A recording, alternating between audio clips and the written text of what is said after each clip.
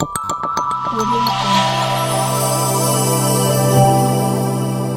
Jungle. السلام علیکم دوستانو، زه متي الله سالار او تاسو ګورئ پښتو نیوز. نن اوس ډیر مهم خبرونه لرو، نو ویډیو تر پایه وګورئ او له مهم معلوماتو څخه ځان خبر کړئ. د افغان کډوالو تازه وضعیت.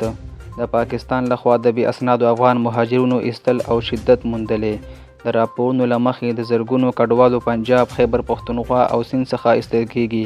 یو شمېر کډوال وایي چې هلته نه کور لري نه کار او افغانستان ته ستنېدل ورته ستونزمن دي. د بشري حقوقو نړیوال سازمانونو اندېښنه څرګنده کړې چې دا عمل د نړیوالو اصولو خلاف دی. د طالبانو حکومت له پاکستان څخه غوښتنه کړې چې دا لړۍ ودروي او کډوالو ته وخت ورکړي. کابل کې بمي چاودنه، خلک اندېښمن دي. نن سهار د کابل ښار شپږمه ناحیه کې چاودنه شوې چې د پولیسو په وینا د مقناطیسي بم له لارې شوې. لږ تر لږه 3 تنه ټپیان شوي او 1 تن مړ شوی دی. تر اوسه کومې ډلې د دې چاودنې مسؤلیت نه دی منلی. خلک وایي چې امنیتي وضعیت لا هم خراب دی او هره ورځ داسې پیښې د خلکو اندېښنې زیاتوي. د طالبانو تازه فرمان او د ښځو تعلیم. د طالبانو د تعلیم وزارت وایي چې د نجونو زده کړو لپاره نوی تعلیم چوکاټ جوړیږي. که څه هم د جزیاتو اعلان نه دی شوی، خو نړیوالې ادارې دا اقدام ناکافي بولي. د یونیسف، ملګرو ملتونو او اروپایي ټولنې لخوا بیا غږ شوی چې طالبان د نجونو ته د ثانوي تعلیم اجازه ورکړي.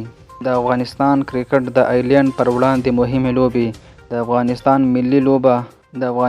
ملي لوبډله د آیرلینډ سره 3 مهمې T20 لوبې لري چې د کابل فینال ورته سترګې په لاره دی. دا لوبې به د متحده عربي اماراتو په شارجه کې ترسره شي.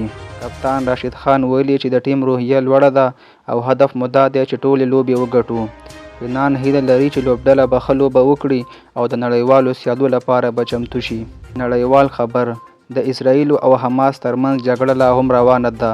د ملګرو ملتونو راپور له مخې 10,000 زیات فلسطینیان وژل شوي دي چې ډېر یې ښځې او ډېرې ماشومان وژلي دي.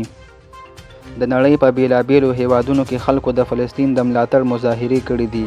بشري سازمانونه اوربند غوښتنه کوي خو لا هم سیاسي توافق نه دی شوی. دا د نن ورځې مهم مفصل او تازه خبرونه پښتو نیوز نه. که تاسو غواړئ همداسې باوري او دقیق معلومات ترلاسه کړئ نو زموږ چینل سبسکرایب کړئ، ویډیو لایک کړئ او خپل نظرونه سره حتما شریک کړئ. تر بلې ویډیو پورې د لوی الله په امان.